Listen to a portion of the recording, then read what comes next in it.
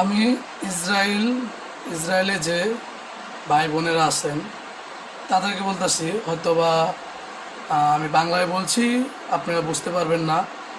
যারা ওখানে আছেন যদি আমার ভাষা বুঝতে পারেন, ইসরায়েলদেরকে বলেন ইংলিশ। আচ্ছা, আপনারা একবার ভাবেন, আজকে ফিলিস্তিনের উপরে যে নির্যাতন, যে হামলাটা হচ্ছে, ওই নির্যাতনটা যদি আপনাদের উপরে হতো বা আপনাদের শিশুদের উপরে যদি হতো, তখন আপনাদের কেমন লাগতো বলেন? একটাবার চিন্তা করে দেখছিলেন? একটাবার চোখটা বন্ধ করে দেখেন, ওদের দেশে যে বোমগুলা, যে গুলিগুলা করা হচ্ছে, যে মিসাইলটা ফালা হচ্ছে, তাকে শুধুমাত্র দখল করার জন্য, তাই না? এটা সবাই ভাই দেশ হোক, তারপরেও কেউ মাতৃভূমি এই দেশটা ছাড়বে না। সো ওদেরও এরকমই, ওদের ওটা হলো মাতৃভূমি, ওরা ছাড়বে কেন? আর আপনারা, আমি ওটা বলতে চাই না, আপনারা শুধু দেখেন, একবার চোখটা বন্ধ করে দেখেন, যদি আপনাদের উপর এরকম টর্চার হতো বা এরকম বোম পড়তো বা আপনার চোখের সামনে আপনার ছেলের দেহটা খণ্ড বিখণ্ড হয়ে যেত, তখন ভাই আপনি কেমন লাগতো? আপনি একবার ভেবে দেখছিলেন? আপনারা নাচ গান করতেছেন, আপনার হাসি ফুর্তি মার্কেট সাইকেল সবই ঠিক করতেছেন।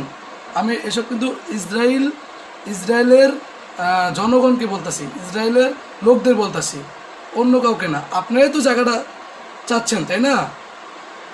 আপনাদের সরকার তো চাচ্ছে। আপনারা যদি ভাবেন যে আপনাদের উপরে এরকম টর্চার হতো, তখন খারাপ লাগতো, নিচে ওদেরও লাগতেছে। ওদের যদি আপনাদের ভিতরে যদি মনুষ্যত্ব একটা জিনিস থাকতো, মনুষ্যত্ব একটা তাকে নরম জায়গা, যে আপনার কি বলবো ভাই, আপনি তো সালা ইহুদি। আর এই যে কিছু বলার নেই, যদি মন যদি থাকতো, আপনার জীবনে আপনি নিজেরাই, জনগণের নিজেরাই আপনাদের সরকারকে দমন করতে পারতেন না? অবশ্যই পারতেন। কিন্তু আপনার মনে এসব নাই, মানুষের প্রতি কোনো ভালোবাসা নাই ভাই। ভালোবাসা থাকলে তাহলে অবশ্যই এই জিনিসটা আরও আগেই সমাধান হয়ে যেত।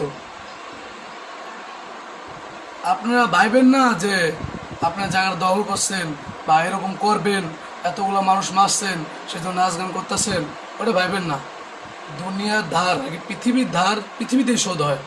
দেখবেন আপনাদের উপরেও এরকম এক সময় আসবে। ওই সময় দেখবেন আপনাদের পাশে কেউ থাকবে না। আপনাদের ওই যে নেতানিয়াহু আর ডোনাল্ড ট্রাম্প, ওদের বলে লাভ নেই। ওদের কিছু একটা হবে, ওরকম পয়সা হলে ওর দেশ ছেড়ে পালাবে, কিছুই করার নেই ভাই। অনেক কথাই বলে ফেলছি আবেগের বশে। যাই হোক, আমি শুধু বলিনি, এত কিছু দেখার পর আসলে কার না খারাপ লাগবে বলেন? আর আমরা তো অনেক কিছুই বলতেছি যে এটা করবো, আমাদের করার কিচ্ছুই নেই। হ্যাঁ, আর যদি সব সরকার যদি ইচ্ছা করে তাহলে ওদেরকে দমন করতে পারে।